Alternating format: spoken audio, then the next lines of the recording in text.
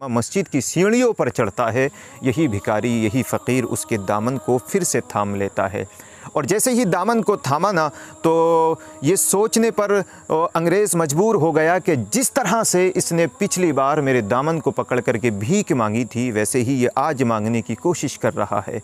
लेकिन जैसे ही दामन को झटका, दोबारा पकड़ करके फ़कीर ने बड़ा प्यारा जुमला कहा, ए मेरे भाई, आप विदेश से आए हैं, लेकिन कुछ दिन पहले जो आप यहाँ हाज़िर हुए थे, आपकी जेब से पर्स गिरा था और मुझे अस्सलामु अलैकुम वरहमतुल्लाहि ताला वबरकातुहू। मैं आपकी खिदमत में आज एक वीडियो जो लेकर हाज़िर हुआ हूँ, कुछ अलग आपको समझाने की कोशिश करूँगा। आज एक दास्तान, एक कहानी आपको सुनाने वाला हूँ।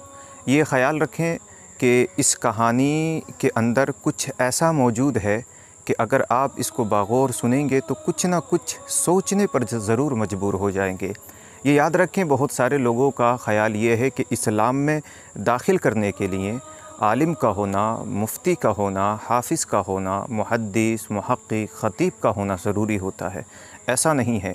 हम आपको जो आज दास्तान, जो कहानी, जो वाक़या आपके सामने पेश करने वाले हैं, वो कुछ इस तरह हैं कि एक बंदा यूरोप से आया ना हिंदुस्तान की सरज़मी पर, दिल्ली के अंदर, तो एक भिखारी ने, भीख मांगने वाले ने उस अंग्रेज़ को कलमा पढ़ने पर मजबूर कर दिया। हम यही दास्तान आपकी खिदमत में रखने वाले हैं। उससे पहले गुजारिश करते हैं कि हमारे चैनल अबू ज़र बिलाली को सब्सक्राइब ज़रूर कर लें, ताकि इस तरह की वीडियो बआसानी आपकी खिदमत में हम हाज़िर हमेशा करते रहें। चलिए वाक़ये की तरफ हम लेके चलते हैं। एक बंदा जो यूरोप की सरज़मी से हिंदुस्तान की सरज़मी पर घूमने का इरादा लेकर आता है, और पूछताछ करने के बाद में उसको पता चला कि सबसे बेहतर जगह अगर कोई है तो वो दिल्ली है, जो हमारे हिंदुस्तान की राजधानी है।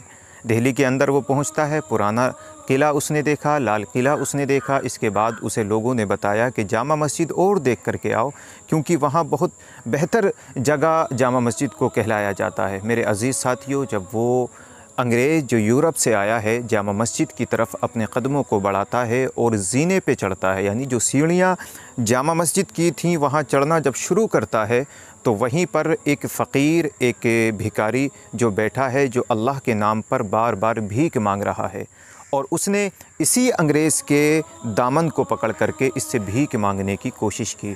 और जब भीख मांगी तो अंग्रेज़ ने उसकी मोहब्बत को देखकर, उसकी चाहत को देखकर अपने परस से तकरीबन 100 रुपये जो उसने वहाँ से आकर के कन्वर्ट किए थे डॉलर, उसी में से 100 रुपये निकाल करके उस फ़कीर के हाथ में दिए।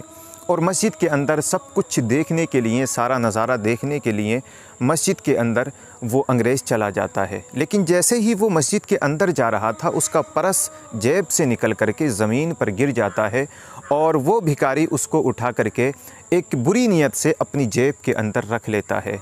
वक्त गुज़रता चला गया। शाम जब करीब आई, अंग्रेज़ होटल के अंदर चला गया।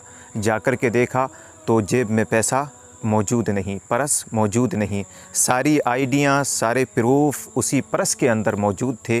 मेरे दोस्तों, अपनी बीवी को, अपनी शरीक हयात को फ़ोन करता है और वहाँ इंडिया के अंदर फिर उसको बुलाता है ताकि पैसा आ जाए और मैं यहाँ से वापस चला जाऊँ। बहरकैफ़ एक हफ़्ते के अंदर अंदर बीवी वहाँ हाज़िर हो जाती है, और एक हफ़्ते के अंदर जब बीवी आ जाती है, सारा वाक़या उसको सुनाता है। लेकिन अब आप चलें भिखारी के पास, उस फ़कीर के पास, कि उस फ़कीर ने उस परस का क्या किया। जब उस परस के अंदर डॉलर देखे उसने, तो वह हैरान रह गया और ये सोचने पर मजबूर हो गया कि ये पैसे नहीं है, बल्कि ये कोई नकली नोट इस परस के अंदर रखे हुए हैं। लेकिन जब तहक़ीक़ात की, मालूमात की, लोगों से पूछने की कोशिश की कि जनाब ये क्या चीज़ है, तो लोगों ने बताया कि ये पैसे जो हमारी इंडिया के अंदर हैं वो नहीं है, बल्कि ये विदेश के डॉलर हैं। लेकिन अगर इनको कन्वर्ट किया जाएगा तो लाखों की तादाद में ये पैसे इंडिया के बैठेंगे। ये बात सुन करके वो खुशी से झूम उठा कि मुझे लाखों रुपए मिल चुके हैं। लेकिन वो नमाजी नहीं था, वो फ़कीर, वो भिखारी नमाजी नहीं था, सिर्फ़ भीख मांगता था रब का नाम लेकर। मैं आपको बताता चलूँ मेरे दोस्तों, एक दिन जब नमाज़ पढ़ने के लिए गया और इमाम साहब जब दुआ के लिए अपने हाथों को उठाते हैं, पहली बार नमाज़ पढ़ने गया था, तो जब इमाम साहब दुआ मांग रहे थे ना, तो उसी वक्त उस भिखारी के जहन में जो ख़याल पैदा हुआ, वही हमारे इस वाक़ये का, इस दास्तान की, इस कहानी की इम्पोर्टेंट कड़ी है। उसके जहन में ये ख़याल पैदा हुआ कि ये जो पैसे मुझे मिले हैं, अंग्रेज़ जो हैं हज़रत ईसा अलैहिस्सलाम को मानते हैं, वो अंग्रेज़ों के नबी हैं, और हमारे जो नबी हैं वो हज़रत मोहम्मद मुज्तबा सल्लल्लाहु ताला व आलिहि वसल्लम हैं। कल मैदान महशर में अगर अंग्रेज़ ने ईसा अलैहिस्सलाम से शिकायत की कि हुज़ूर मोहम्मद मुज्तबा के एक उम्मती ने मेरा पर्स चोरी किया था और मुझे वापस नहीं दिया था, तो मैं क्या जवाब दूँगा।